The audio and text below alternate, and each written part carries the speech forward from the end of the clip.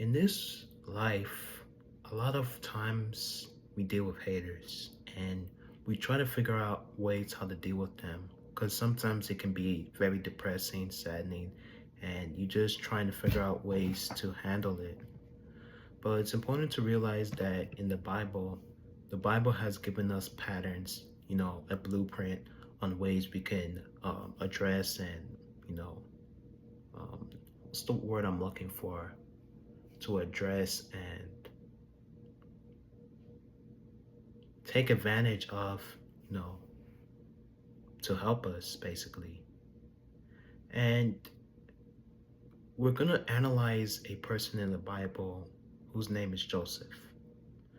Now, in case you didn't know who Joseph is, I would suggest you go in the book of Genesis.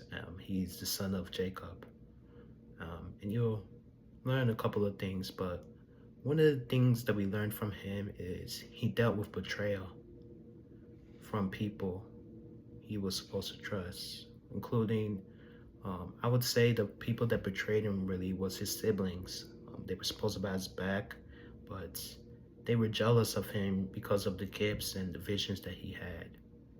And it ended up, you know, causing him to be um, sold into slavery. And, back in those days, it was really brutal. But he was sold into slavery. That was the first thing. Then after that, his master's wife accused him of trying to rape her when she was the one that forced herself on him. So he dealt with all manner of things. But in all that he suffered, he fulfilled the purpose. The dreams, visions he had, he fulfilled them.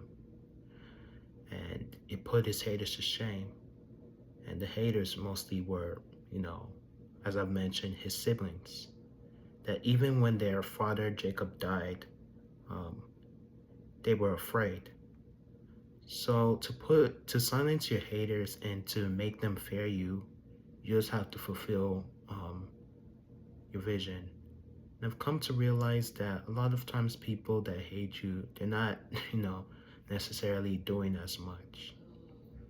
Sometimes they're unproductive people that aren't going anywhere and doing that much.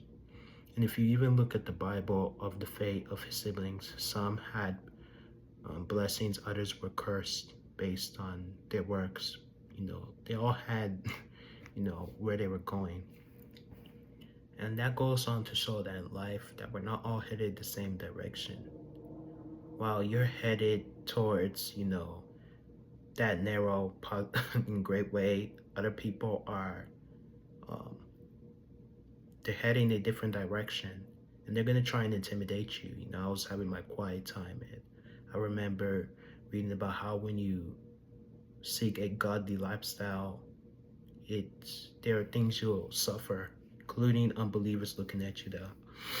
Ha, look at you, you're a Christian. People that mock you because of your faith.